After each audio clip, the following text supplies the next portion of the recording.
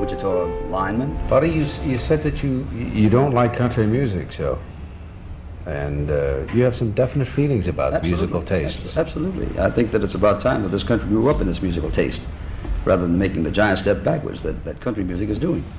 We try very hard to do things like the moon landing and our new cars and fashions and everything, all a step forward. And country music is a giant step backwards. It's so simple that anybody can sing it, anybody can do it, anybody can play it on one string. Right on.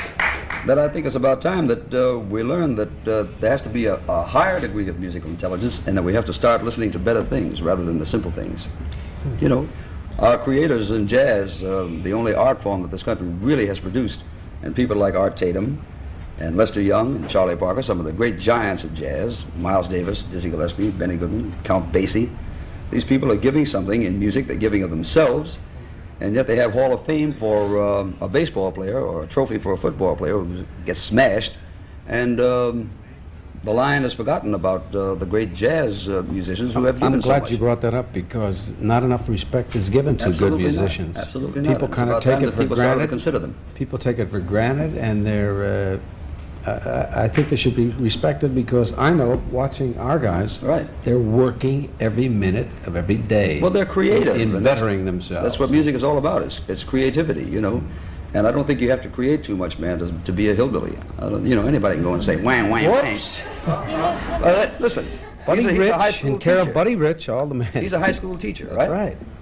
And his brain should tell him that country music is really outside, man. It's really simple, you know. And I think when you do a show like this, it's about time that the young people who may be viewing this thing realize that there's a lot more to music than just playing one chord or two chords and going out and trying to make Buddy, $1 million.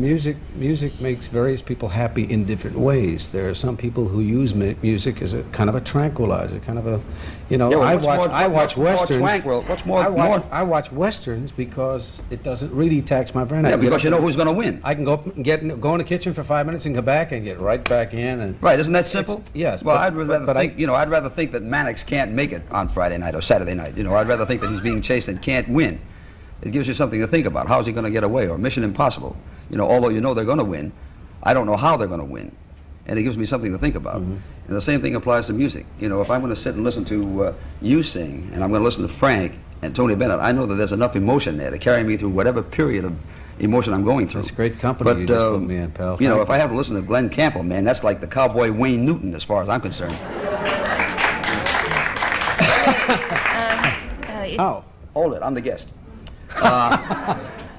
When you hear Boots Randolph, right? Yes. And you hear him play that funny thing that he plays, you know, yakety sax, which was like on the top 10 for an hour and a half. How do you listen to him and with the same ears try to listen to Lester Young or listen to Charlie Parker? You cannot do it, man, because the variance in the musical taste and the articulation and the ability and the heart and the time that went in to be a master like Lester Young was and left a mark for people like Stan Getz to follow. These people should be thought about, not these cowboys, man. But many of us don't have the education and music education. You don't need a musical education, man. You need some ears and you need some time to think about what people are producing.